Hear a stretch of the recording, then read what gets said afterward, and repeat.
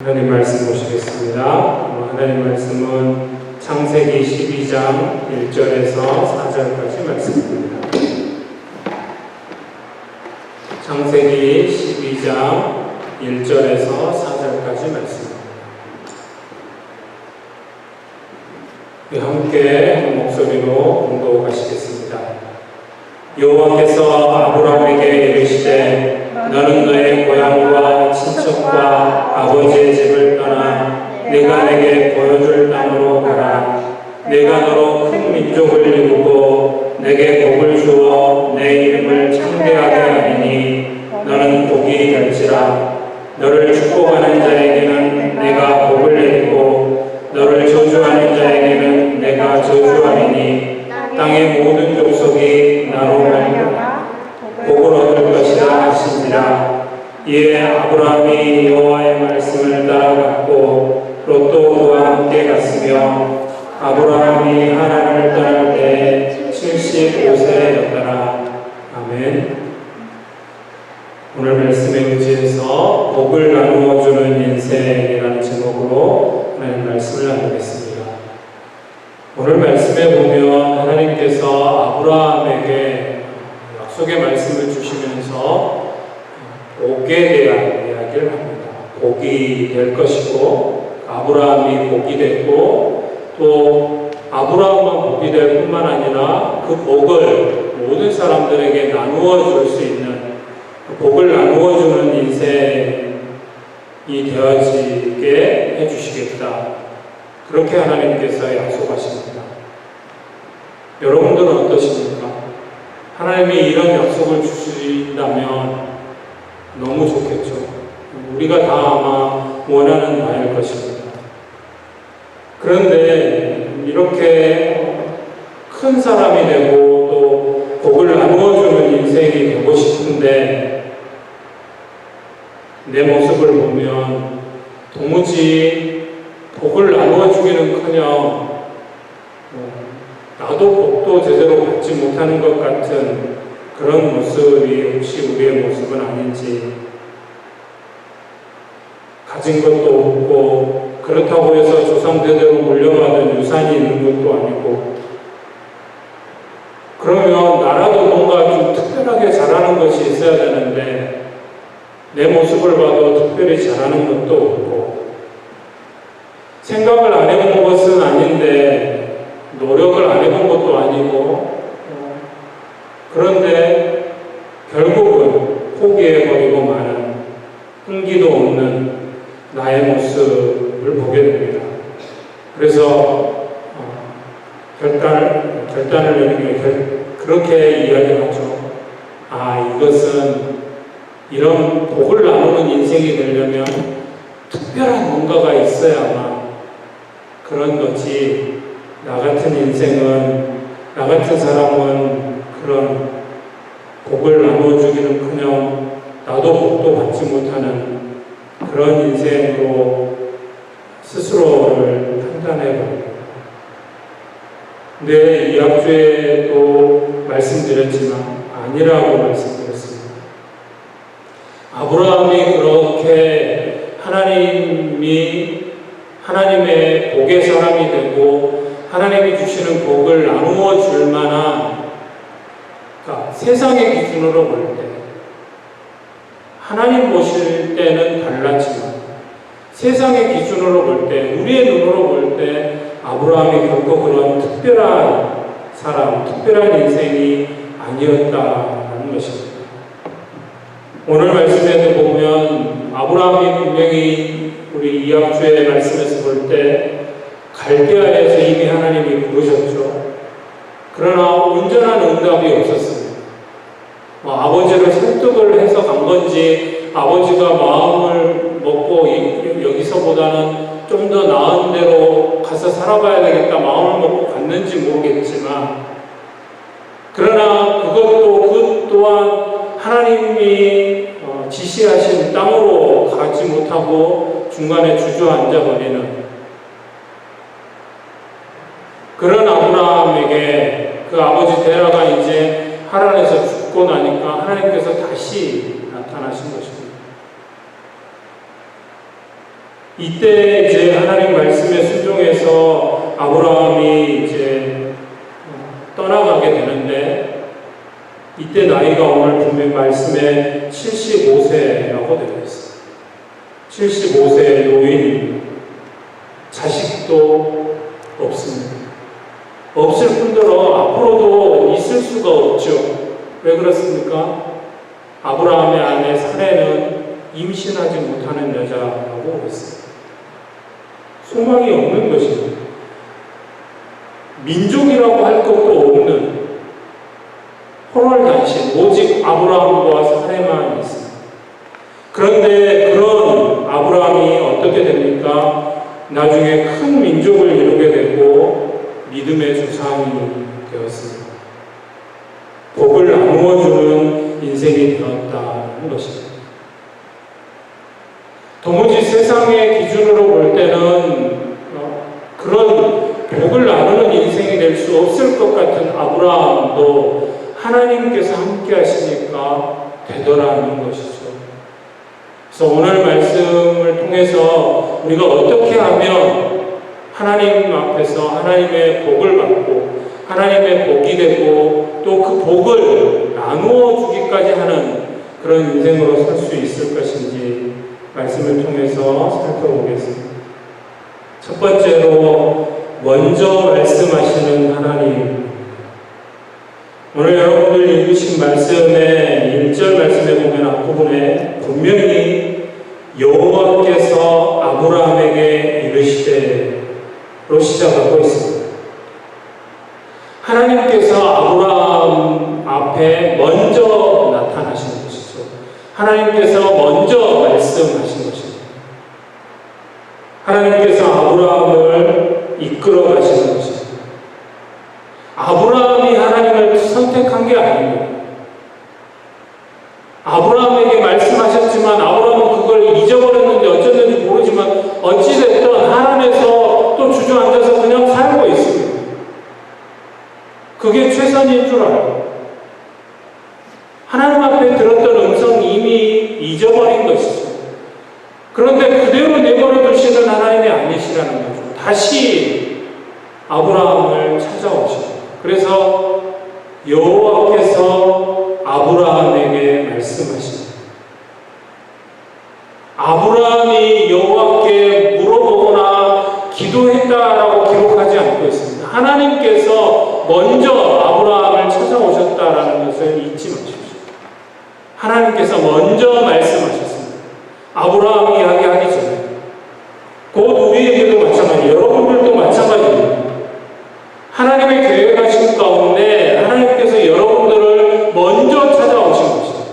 여러분들이 뭔가 잘나고 준비되고 아니면 여러분들이 하나님을 찾고 또 찾고 찾아서 하나님이 여러분들을 만나주신 게 아니고 하나님이 먼저 여러분들을 찾아오셨어요. 그리고 하나님께서 먼저 여러분들보다 먼저 말씀하십니다. 하나님께서 먼저 찾아오셨고 하나님께서 먼저 말씀하셨습니다. 내가 아닙니다.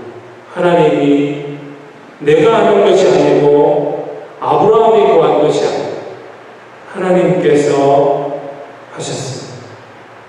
나를 찾아오셔서 말씀하십니다. 그 말씀을 들어야 하는 것입니다. 거기에서부터 시작입니다. 복을 나누는 인생이 되기 원하십니까? 정말로 이 땅에서 복받는 인생을 살고 싶으십니까? 그렇다면 하나님, 나를 찾아오시는 그 하나님을 먼저 만나고 그 하나님이 말씀하시는 말씀을 들어야 합니다. 그럼 하나님께서 나타나셔서 이제 주시는 말씀, 그 말씀이 무엇인지, 또 특별히 하나님께서 아브라함에게 약속해 주신 하나님이 주시겠다고 하는 복이 무엇인지, 두 번째로 하나님께서 주시는 복입니다. 하나님께서 아브라함에게 주시겠다고 약속하신 복이 무엇이냐는 것이죠. 그 복을 약속하신 대로 이루셨는지 우리가 판단해 볼 수 있는가? 2절 말씀에 보면 그 복 가운데 첫 번째로 이야기하시는 것이 너로 큰 민족을 이루게 하시겠다 말씀합니다. 아브라함을 통해서 큰 민족을 이루시겠다는 것이죠. 단순히 숫자를 의미하는 건 아닙니다. 숫자적으로도 아주 많은 사람들이 태어나서 민족을 이루게까지 하신다라는 그런 의미도 있지만 단순히 그것만을 의미하는 건 아닙니다. 아브라함의 자손들이 뛰어난 민족이 될 것입니다. 세계 열방에 으뜸가는 그런 민족으로 만들어 주시겠다는 것입니다. 모든 분야에서 뛰어난 사람들이 될 것이라는 것이죠. 그러니까 여러분들을 통해서 큰 민족을 이루시진 않겠지만 여러분들이 정말로 으뜸이 되는 위대한 인생을 살아가는 사람들로 하나님께서 만들어 주시겠다는 것이죠. 또 2절 후반부에 보면 뭐라고 말씀하십니까? 내 이름을 창대하게 하리니. 우리의 이름을, 여러분들의 이름을 창대하게 해주시겠다는 것입니다. 창대하게 해달라는 것은 사람들에게 칭찬받는 인생이 되게 해주신다. 존경받는, 저 사람을 보면 나도 저 사람처럼 살고 싶어. 그렇게 존경받을 만한 그런 인물로 우리를 만들어 주시겠다는 것입니다. 유명한 사람이 되게 하는 것입니다. 우리가 하는 일, 무엇을 하든지 간에 형통케 되는 은혜를 주시고, 그래서 성공의 삶을 살도록 만들어 주시겠다는 것입니다. 우리를 세우신 그 각계각층에서 우리가 성공하는 인생들로 서도록, 그래서 다른 사람들에게 칭찬받고 인정받고 존경받는 인물들로 우리를 만들어 주시겠다는 것입니다. 내 이름을 창대하게 하신다는 것은 그런 의미가 있습니다. 실제로 아브라함을 보십시오. 아브라함의 이름이 얼마나 창대해졌습니까? 자손 대대로 알려지는 믿음의 조상이라는 칭호를 받고 모든 사람들이 이스라엘 백성들, 이스라엘 민족들 뿐만 아니라 이 땅에 하나님이 어떤 분이신지를 알고 하나님을 믿는 백성들이라면 다 아브라함의 믿음을 부러워하고 그 아브라함의 믿음을 본받기 원하고 그렇게 믿음의 사람이 그 믿음의 조상의 본을 받아서 살아가기를 원하지 않습니다. 그 이름이 창대하게 되죠. 그 후손들 가운데 다윗 왕이 태어나고 그리고 이 땅에 오시는 예수 그리스도께서 그 아브라함의 후손으로 이 땅에 오시는 겁니다. 그래서 말씀드렸듯이 마태복음 1장 1절에 아브라함과 다윗의 자손 예수 그리스도의 세계, 예수님을 소개하는데 아브라함이 가장 먼저 믿음의 조상, 그 아브라함의 후손으로 탄생하셨다라고 말씀하고 있죠.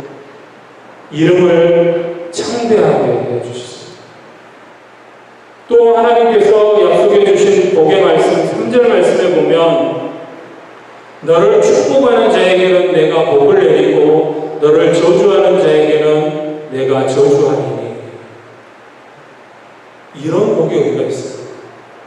그러니까 여러분들이 뭔가 하려고 여러분들을 이 땅을 살아가다 보면 여러분들을 참 많이 힘들게 하는 사람이 있을 수 있습니다. 여러분들을 이유도 없이 괴롭고 까닭 없이 여러분들을 힘들게 하고 아프게 하고 눈물 흘리게 합니다. 근데 하나님 뭐라고 말씀합니까? 너를 축복하는 자는 네가 축복하지 않아도 된다. 내가 복을 주겠다는 거예요. 하나님이 친히 알아서 다 해주시겠다는 거예요.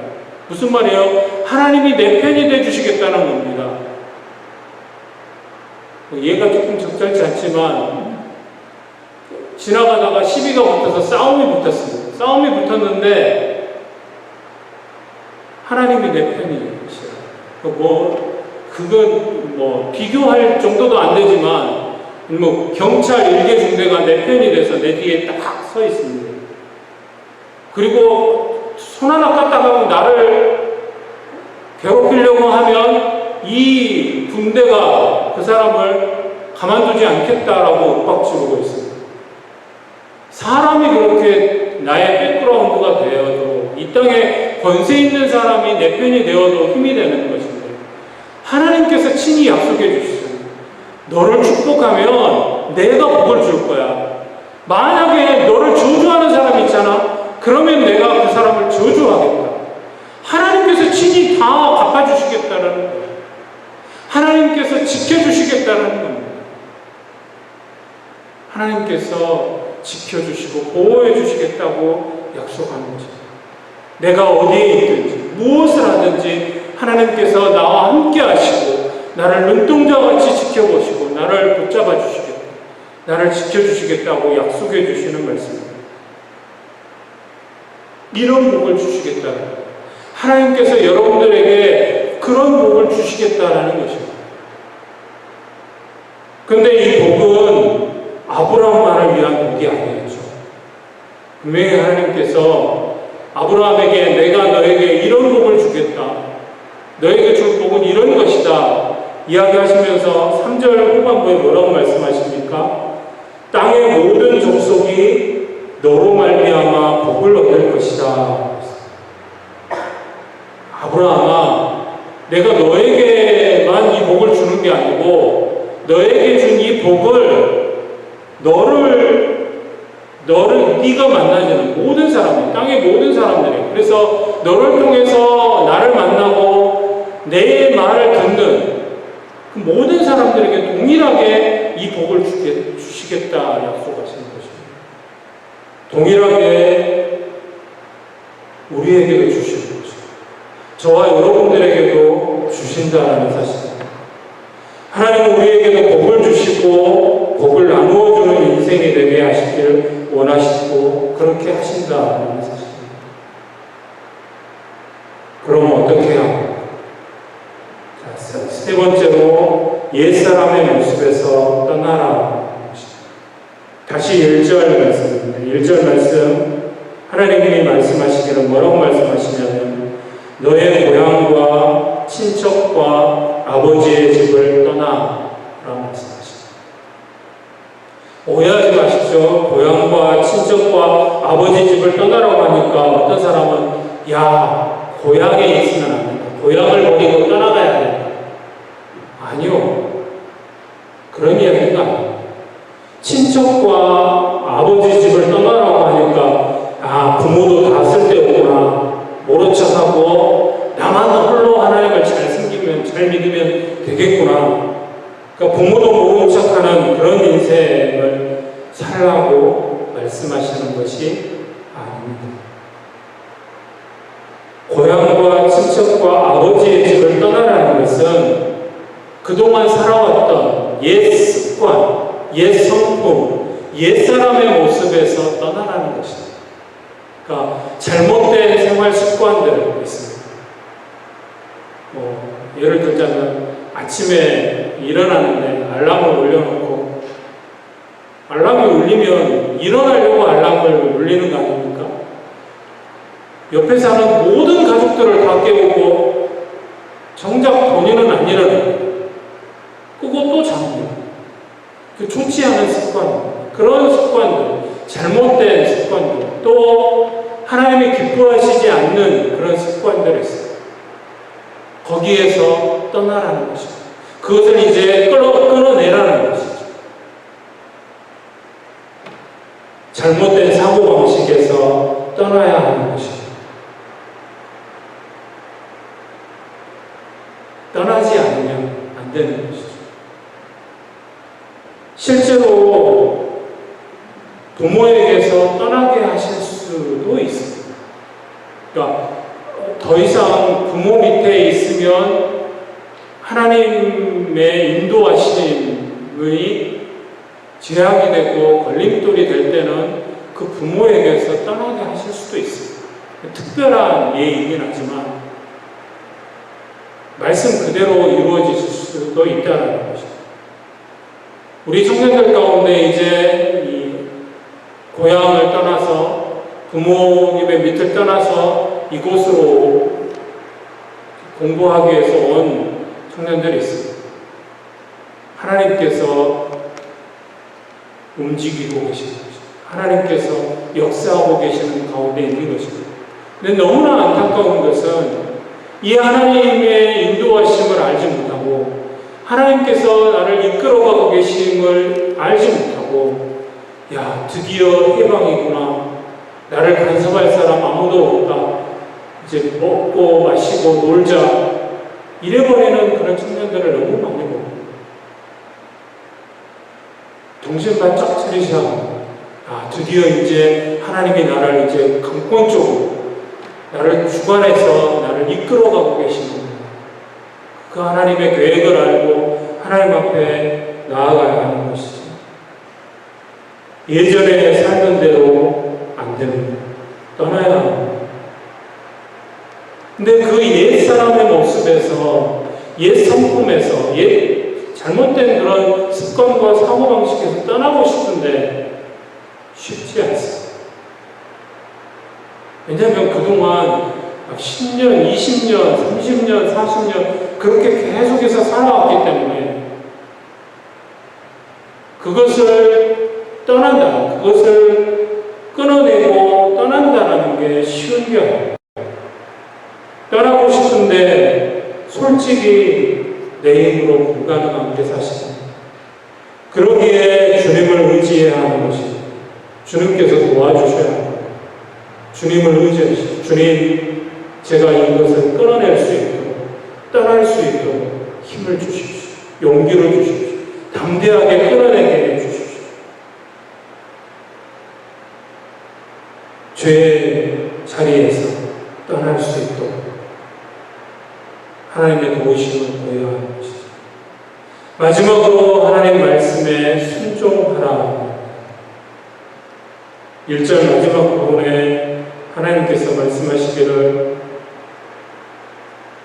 본토 고향과 친척과 아버지의 집을 떠나 내가 내게 보여줄 땅으로 가라. 분명 하나님이 뭐라고 말씀하시냐면 보여줄 땅으로 가라. 보여준 땅이 아니에요. 어디로 가야 할지 모르는 것이죠. 얼마나 답답합니까? 나이도 먹을 만큼 먹었고 고생도 할 만큼 했고 어느 정도 터전이 잡히고 자리가 잡혔는데 보여주신 이곳이 네가 가야 될 곳이다 이렇게 보여준 땅이 아니고 보여줄 땅으로 가라고 말씀하십니다. 어떻게 가야 할지 왜 가야 하는지도 모르고 그저 하나님이 가라고 하시니까 가라는 것이죠. 그저 가라고 말씀하십니다. 가면 뭐 하시겠다고요? 가면 그 다음에 2절 3절이죠. 가면 복을 주시겠다. 상상치도 못할 복을 예비하고 계시고 그래서 보여줄 땅으로 네가 가면 복을 주시겠다라고 말씀하시는 거죠. 복이 되게 만들어주시고 복을 나누는 인생이 되게 하시겠다고 말씀하시는 거죠. 그러니 나만 믿고 가라는 거죠. 하나님만 믿고 가라는 거예요. 다른 데 보지 말고 오직 하나님만 바라보고 하나님 인도하시는 대로만 따라 순종하라는 거죠. 하나님 말씀하시는 대로 순종해서 가면 된다는 것이죠. 이렇게 말씀하시는 하나님 앞에 4절 말씀에 보면 이에 아브라함이 여호와의 말씀을 따라갔고 있습니다. 여러 가지 따질 일들이 많지만 우선 중요한 것은 아브라함이 하나님의 말씀을 따라갔습니다. 드디어 발을 내디딘 거예요. 한 발자국 내디딘 거예요. 순종의 발걸음을 내디딘 거예요. 여기서부터 하나님의 역사는 시작됩니다. 당장은 아무것도 이루어지지 않고 아무것도 보이지 않을지 모르지만 이 한 발자국 내디딘 발자국 그것을 통해서 하나님의 역사가 시작되는 것입니다. 이해되지 않을 수 있습니다. 때로는 이 하나님의 말씀이 도무지 이해가 되지 않습니다. 가나 혼인잔치 때처럼 이해가 되지 않습니다. 혼인잔치에 결혼식을 하는데 손님들을 대접하다가 그 결혼하는 집에 포도주가 떨어졌어요. 어떻게 해요? 큰 낭패죠. 정말로 두고두고 욕을 먹을 일. 그거는 있을 수, 잔치 자리에 포도주가 빠지는 건 이스라엘 관례상 있을 수 없는 일이에요.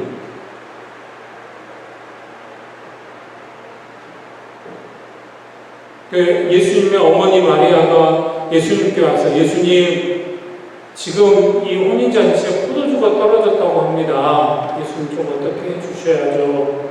그러니까 어머니, 아직 제 때가 이르지 않았습니다. 그러나 어머니 마리아의 믿음, 종들을 불러놓고 예수님께 가서 예수님이 뭐라고 말씀하시든지 그대로 순종해라. 말씀하시는 대로 순종해라. 그래서 종들이 예수님 앞에 가죠. 예수님, 저희가 어떻게 할까요? 여기 도랑아리가 있는데 여기다가 물을 길러다가 가득 채워라. 도랑아리 6을 다 채웠습니다. 물로 채웠습니다.